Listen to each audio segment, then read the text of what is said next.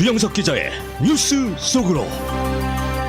뉴스 속으로는 예방과 치료 의학도 최고, 리퍼도 최고, 시니어 어르신들에게 서울 메디칼 그룹이 최고, 서울 메디칼 그룹 제공입니다. 오늘 아침 발표된 8월 생산자 물가지수 PPI가 전망치와 같은 결과가 나왔습니다. 어제 CPI 결과로 큰 충격을 받았던 시장은 일단 안도하는 모습을 보이고 있습니다. 또 세계 주요 국가들의 부동산 시장이 최근 들어서 꽁꽁 얼어붙은 모습을 보이고 있는데, 연준을 비롯해 세계 각국의 중앙은행들이 금리 인상을 일제히 단행하고 있어 주택담보대출, 모기지 이자율이 갑자기 높아지면서 거래가 사실상 실종된 상태입니다.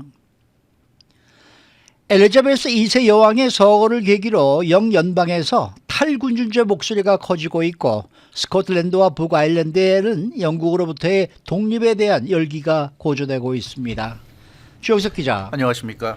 오늘 아침 발표된 8월 PPI 생산자 물가지수는 그래도 잘 나왔다고 볼 수가 있겠죠. 그렇죠. 특히 어제 그 8월 CPI와 비교가 돼서 굉장히 잘 나온 것처럼 느껴집니다. 어제와 마찬가지로 연방노동부가 동부 시간 오전 8시, LA 시간 새벽 5시에 발표했는데요. 8월 PPI 전년 동월 대비 8.7%를 기록했습니다. 이 주요 수치들은 항상 그 몇 퍼센트라는 비교가 1년 전 같은 기간과의 비교입니다. 그래서 굳이 이제 그런 얘기는 우리가 따로 하지 않지만, 그래서 이 8월 PPI라는 건 결국 2022년 8월 PPI가 2021년 8월 PPI 비교했을 때 몇 퍼센트가 올랐냐? 뭐 그거죠. 그게 이제 8.7%로 나온 겁니다. 전달인 7월에 9.8%에 비해서 1.1% 포인트 하락한 수치고요.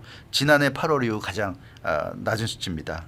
그래서 오늘 이 생산자 물가지수 또 전망치와 같게 나왔어요. 그럼 여러 가지 면에서 볼 때 PPI는 아주 선방했다. 우리가 그렇게 볼 수 있겠습니다. 네, 오늘 발표된 8월 PPI가 시장에 큰 호재처럼 느껴지는 게 최근 들어서 계속 상승폭이 둔화되고 있고 또 전망치하고 또 부합되고 있다. 이런 점 때문에 그런 듯 합니다. 맞아요. 맞습니다. 그래서 PPI 상승률이 올해 들어서 상반기 내내 굉장히 엄청난 모습을 보였어요. 네. 그래서 1월에 10.1%, 2월에 10.4%, 3월에 11.7%, 4월에 11.2%, 5월 11.1, 6월에 11.3. 그래서 상반기 6개월 내내 한 번도 두 자릿수 밑으로 내려간 적이 없습니다. 특히 3월에 11.7로 11%대로 정점을 찍은 후에도 4월, 5월, 6월까지 계속 11%대를 머물면서 굉장한 고공행진했는데 7월에 들어서 이게 이제 꺾였고요. 9.8%로 이제 한 자릿수로 내려왔고 8월에 들어서 다시 또 더 내려간 겁니다. 그래서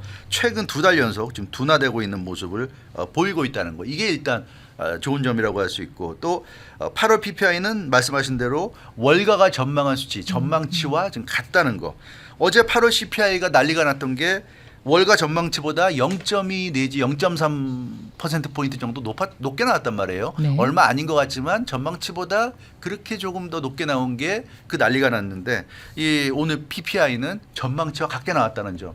이건 굉장히 그 시장에서 받아들일 때는 이제 호재로 받아들일 수 있는 그런 수치입니다. 뭐 하루가 그저 매일 매일이 일희일비하고 있는데 우리가 이게 사실 뉴스를 전해드리면서도 이게 수치 때문에 이렇게까지 맞아요. 말이죠. 이 얘기들이 달라지고 있으니까 참 그런데 어쨌든 뭐 어제는 실망스럽고 오늘은 또 희망을 가질 수 있는 그런 상황이 된 것 같아요. 그렇죠. 이게 참 하루하루 이렇게 흔들리는 게 참 저희도 민망하긴 하지만 그게 또 뭐 어쩔 수 없는 부분이 있는 것 같아요. 요즘 워낙 사실 변수도 많고 불확실성이 높기 때문에, 그러니까 어떤 수치가 나왔다고 해서 우리가 단정적으로 말하기는 어렵습니다. 그 점은 반드시 이제 먼저 말씀을 드리고요. 그렇지만 원칙적인 측면에서 보자면 CPI는 소비자 물가지수, 소매 물가 아닙니까? 네. 오늘 나온 그 PPI는 생산자 물가지수. 그러니까 쉽게 얘기하면 도매 물가라고 볼 수가 있어요. 그래서 도매 물가가 내려가면 결국 소매 물가는 내려가게 돼 있다. 그런 점에서 오늘 PPI가 잘 나온 건 굉장한 또 호재다, 이렇게 시장은 받아들이는 것 같습니다. PPI가 이렇게 계속 잘 나오고 좋은 수치를 유지해 주면 CPI도 결국 내려갈 수밖에 없다. 이게 이제 시장에서 기대하는 거고요.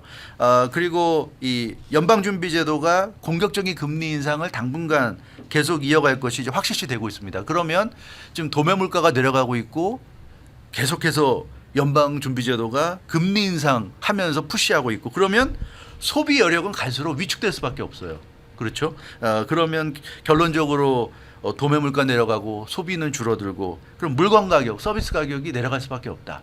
그러니까 지금 당장은 높게 나타날지 몰라도 조만간 내려가지 않겠느냐 이제 이런 기대를 하는 겁니다. 근데 구체적으로 보면 이번에 그 8월 PPI를 보면 가솔린 가격이 마이너스 12.7% 역시 뭐 압도적입니다. 가솔린 가격이 쭉쭉 내려갔고요.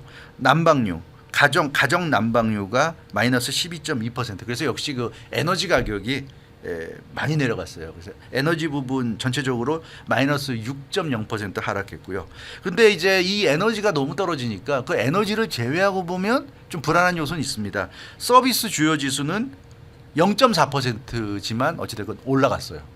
그래서 서비스 가격은 아직도 떨어진 게 아니라 조금이나마 올라갔다는 거. 그래서 에너지 가격을 제외하면 전방위적인 물가 상승 CPI와 좀 비슷한 모습 이렇게 볼 수 있습니다. 그래서 이 에너지 가격을 제외한 뭐 식료품 가격이라든가 이런 서비스 가격 이런 면에서는 좀 더 내려가야 되는데 그런 면에서는 좀 아쉬운 부분이 있고요. 그래서 연방준비제도의 급격한 금리 인상 기조는 당분간 유지될 수밖에 없다. 뭐 오늘 한메트 특파원도 보도했지만 그래서 연말까지 지금 4% 접근하거나 좀 4% 넘길 수도 있는 그런 상황. 지금 뭐 2.25에서 2.5%가 기준금리인데 그렇죠. 기준금리를 4% 이상. 그러면 계속 앞으로 3번 남았는데 FOMC가 계속 0.75나 뭐 1%나 이렇게 세게 올릴 수밖에 없지 않느냐 하는 예상인 것 같습니다. 근데 전국적으로 지금 가솔린 가격은 계속 내려가고 있는데 왜 이 캘리포니아는 오늘도 또 올랐더라고요. 그러니까요. 네. 11일 열흘이 넘게 지금 올라가고 네, 있어서 그렇죠.